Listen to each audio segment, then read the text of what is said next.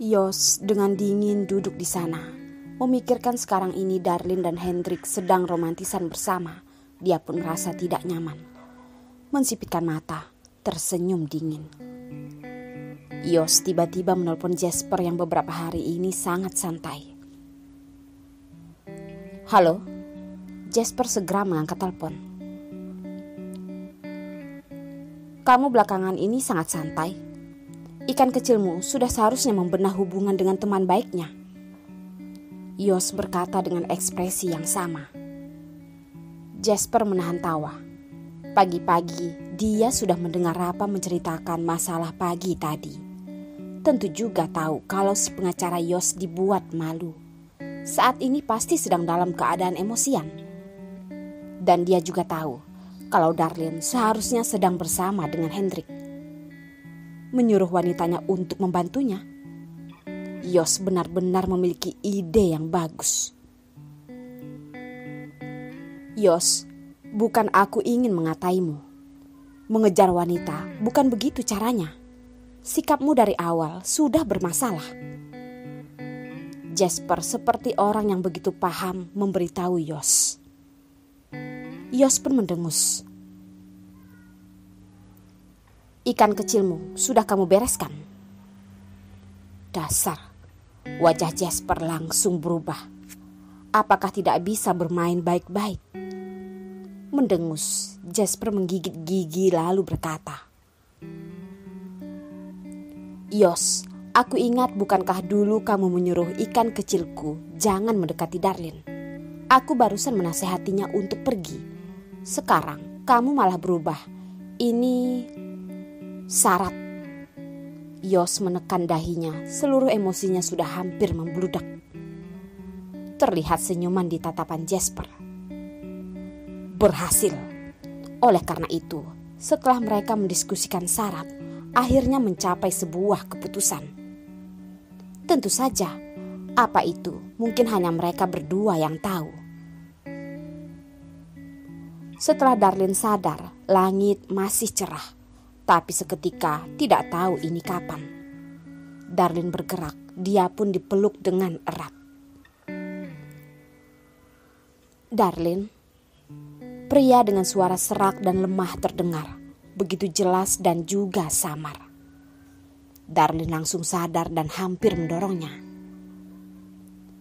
Hendrik, dengan hati-hati Darlin berkata. Di hidungnya tercium aroma yang tidak asing dan juga asing. Berbeda dengan aroma hormon Yos yang begitu tajam. Pelukan Hendrik semakin nyaman, semakin lembut. Tapi tidak tahu kenapa, selalu membuatnya merasa ambang-ambang. Bagaikan awan terbang yang sama sekali tidak kuat. Hendrik menyahut. Darlin menyodorkan tangan mendorong, ingin mendorongnya. Tiba-tiba di lehernya terasa sebuah rasa panas. Saat menyadari apa itu, Darlin membuka mata dengan lebar. Hendrik menangis. Hendrik, kamu? Ada apa denganmu? Darlin ragu sejenak, dengan suara kecil bertanya. Hendrik memeluknya, setelah begitu lama lalu berkata, Darlin, aku tidak memiliki apapun lagi. Darlin tertegun. Tidak tahu apa maksud dari ucapan Hendrik ini. Tidak menunggu Darlin berkata, Hendrik pun melepaskannya. Rambutnya menutupi tatapannya, tapi tidak menutupi wajahnya. Darlin mendengar dia berkata, Semalam aku sudah memberontak dengan keluargaku. Ayahku, dia langsung mengumumkan. Jadi sekarang seluruh dunia sudah mengetahui Hendrik yang semalam masih adalah anak keluarga kaya, sekarang sudah menjadi orang miskin yang tidak memiliki apapun lagi. Darlin menggigit bibir, tidak tahu harus mengatakan apa. Harus mengatakan Hendrik gegabah atau menyalahkan dirinya sendiri karena sudah melibatkannya. Atau kalau semalam dia tidak pergi begitu saja dan menasihatinya di samping, apakah masalah tidak akan menjadi seperti ini?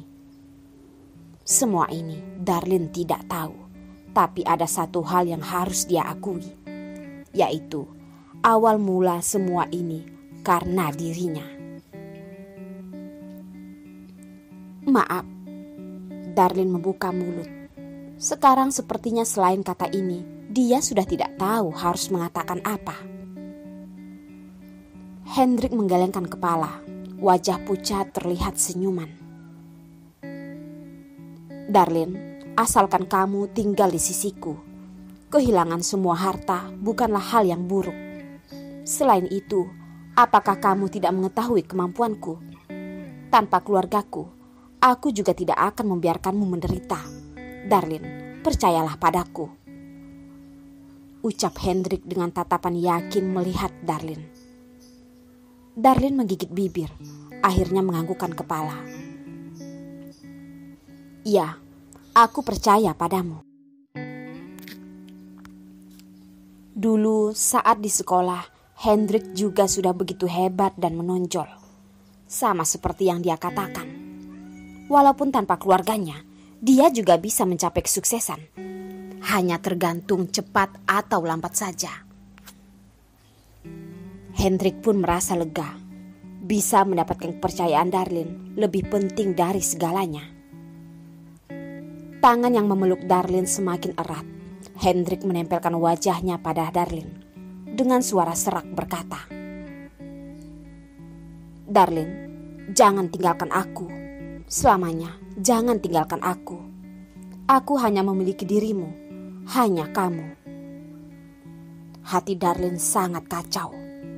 Di saat wanita angkuh menunjukkan kelemahannya, semua wanita akan merasa puas. Tapi saat ini dia malah merasa takut. Sekarang Hendrik menganggapnya sebagai harapan terakhir. Kalau dia pergi, mungkin seumur hidup ini mereka tidak akan berhubungan lagi. Bahkan mungkin Hendrik akan hancur.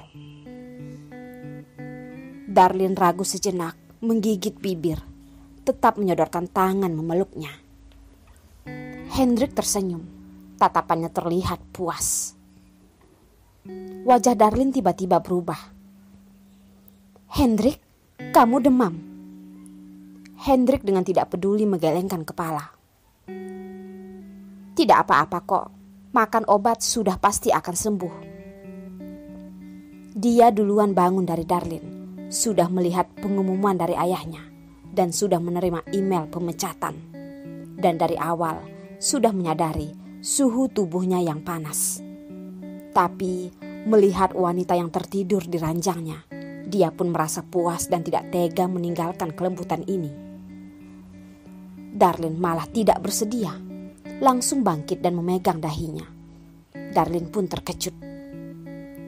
Karena Derek sering sakit, jarinya sangat sensitif pada suhu tubuh. Hanya dengan menyentuhnya, dia sudah tahu kalau demam itu tidak ringan. Tidak, kamu harus pergi ke rumah sakit. Darlin bersikeras berkata. Tangannya langsung menarik Hendrik. Seluruh tubuh pun tertarik ke tubuh Hendrik. Darlin menjerit, membuka mata dengan besar dan bertatapan dengannya. Melihat tatapan Hendrik yang tulus, Darlin pun membuka mulut dan termenung. Wajah itu membuat Hendrik tertawa. Jarinya perlahan menyentuh hidung Darlin. Darlin, aku sangat senang. Benar-benar sangat senang. Kehilangan sesuatu dan mendapatkan sesuatu yang lebih baik. Kalau semalam dia merasa tidak tega mengatakan ucapan itu pada orang tuanya, maka sekarang semuanya sudah lenyap. Dia jarang-jarang bisa begitu dekat dengan Darlin. Dan juga dalam keadaan Darlin tidak menolak. Darlin ingin berkata lalu berhenti lagi. Akhirnya dengan kesal menyindirnya. Tidak, peduli betapa senang sekarang kamu juga harus bangkit. Kita harus ke rumah sakit. Hendrik kali ini tidak membantah, membiarkan Darlin menariknya bangkit. Lalu dengan patuh mengganti bajunya. Walaupun tangan dan kaki tidak bertenaga, kepala pusing, tapi suasana hatinya sangat baik. Darlin menyetir mobil mengantarnya ke rumah sakit. Saat diperiksa, menyadari kalau dia sudah demam sampai 39 derajat. Benar-benar mengejutkan Darlin. Begitu lama, bahkan tidak menyadarinya. Setelah memakai infus, tidak lama Hendrik pun tertidur. Darlin menunggunya di samping, dengan bosan mengambil ponsel. Melihat pesan Yos semalam yang penuh dengan makna terselubung, Darlin menggigit gigi. Kalau sekarang Yos ada di hadapannya, dia benar-benar akan tidak tahan dan ingin memukul orang. Tiba-tiba ponselnya berdering. Itu adalah Perlina. Darlin melihat sejenak Hendrik yang tertidur. Agar tidak membangunkannya, akhirnya dia pun bangkit dan berjalan keluar. "Halo Lina," Darlin berkata. Perlina dengan senang berkata, "Darlin, hari ini aku libur. Ayo kita pergi makan. Aku tahu ada satu restoran yang enak." "Lina, kamu pergi sendiri saja ya. Aku sekarang sedang di rumah sakit. Ada sedikit urusan," kata Darlin. Perlina seperti memiliki sebuah sihir. Tidak peduli apapun yang terjadi, dia selalu hidup dengan sangat bebas. Kalau dengan kata yang lebih kasar adalah tidak peduli pada apapun, tapi orang seperti inilah yang tidak akan terluka kan? Paling tidak tahu menaruh luka ke dalam hati yang paling dalam. Tahu bagaimana membuat dirinya bahagia. Perlina pun menjerit. "Ah, kenapa kamu ada di rumah sakit? Darlin, apakah kamu terluka? Atau Jen si keji itu melakukan sesuatu?" Tidak, bukan. Hendrik demam. Sekarang sedang diinfus di dalam. Aku harus menjaganya di sini." Darlin yang mendengar dia pun marah, buru-buru menghalanginya berkata. Perlina barusan merasa lega, lanjut berkata, "Mengejutkanku. Aku kira kamu tidak akan terjadi apapun kan?" Darlin dengan merasa lucu mendengarnya. Perlina pun lanjut berkata, "Tapi juga sangat aneh. Kenapa sakitnya dalam waktu yang sama? Jasper pagi tadi juga pergi. Sepertinya luka lama di lengan Yos kambuh. Tapi si bajingan itu, dia pantas kesakitan. Saat itu dia bahkan berani mengusirku keluar. Sudah mendapat karma kan?" Darlin pun merasa kacau. Yos luka lamanya kambuh?" "Benar. Apakah kamu tidak tahu?" "Oh benar, aku lupa. Kalau kamu sudah pindah dari mansion. Tapi begitu juga bagus kok. Keputusanmu itu benar. Yos itu bajingan." Perlina menggigit gigi, masih marah karena hal kemarin. Darlin menggerakkan bibir, tidak memiliki suasana hati berbicara dengan Perlina. Benar-benar gawat. Hendrik dan Yos berkelahi. Tinju kedua pria itu begitu kuat. Dia malah hanya melihat luka di wajah Hendrik dan melupakan kalau Yos membawa luka lama. Pukulan tidak terbatas. Kalau tidak hati-hati dan melukai lengannya, juga bukanlah tidak mungkin. Darlin pun menggelengkan kepala, terlihat sangat menyesal. Dia cukup mengkhawatirkan satu orang saja. Tidak peduli bagaimanapun Yos juga memiliki Jen, tidak perlu dirinya yang mengkhawatirkannya. Lagi pula, kalau bukan karena semalam dia mengirimkan pesan itu, juga tidak akan membuat Hendrik memukulnya.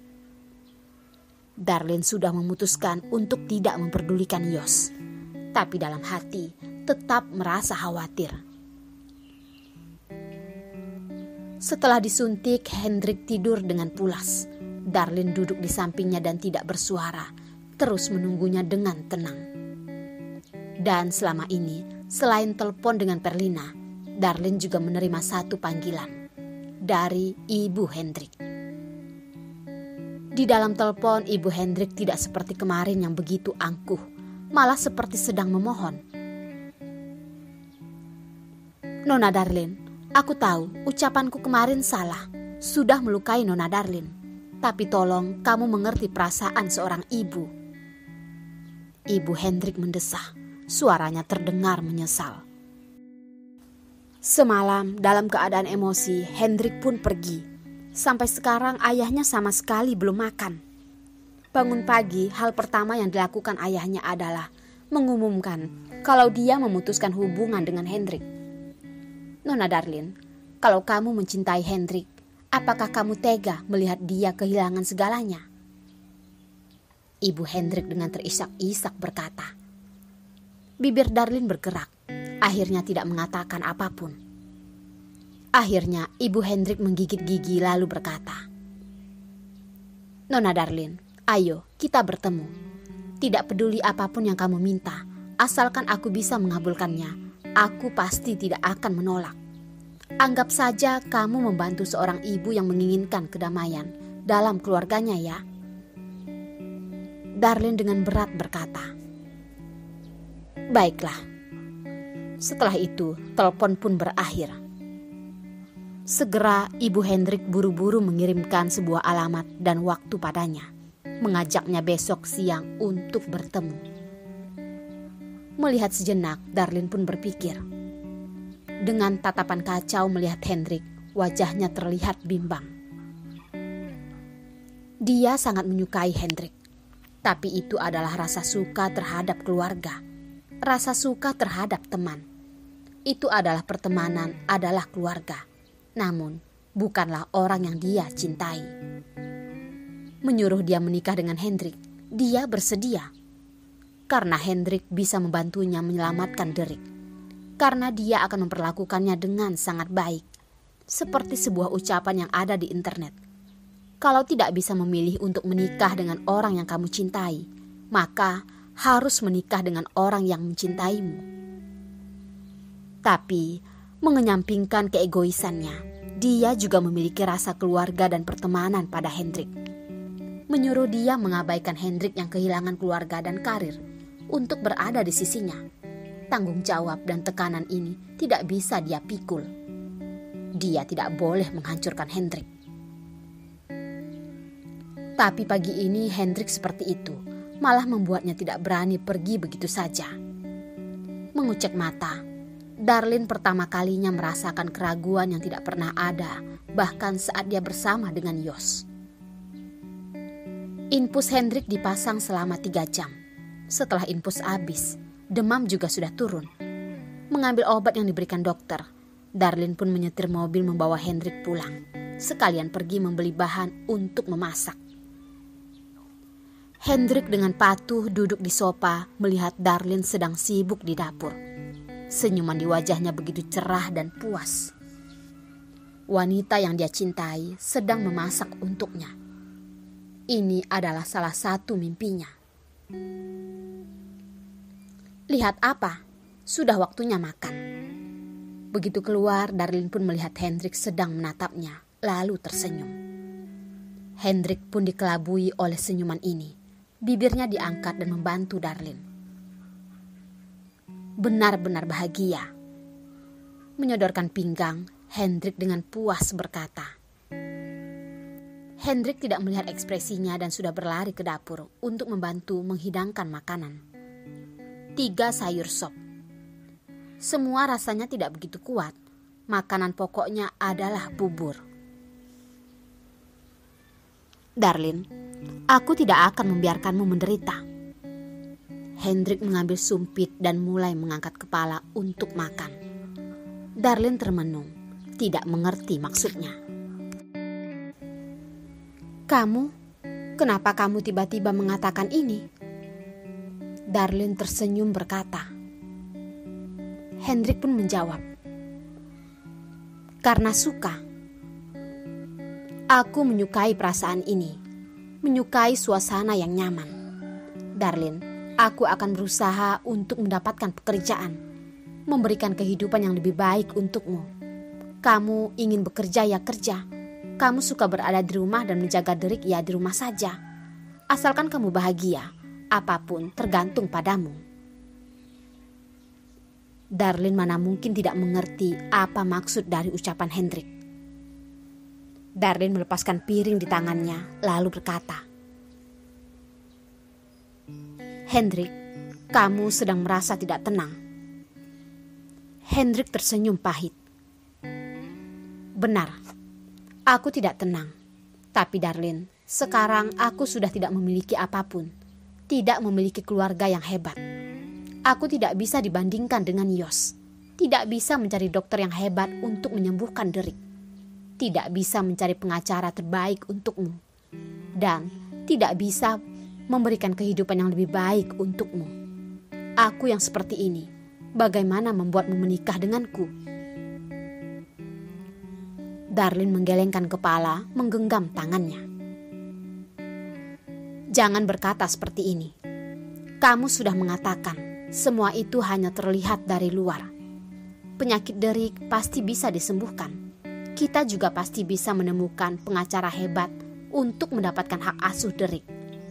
Mengenai kehidupan, Hendrik, bukankah hidup bersama yang paling penting adalah bahagia?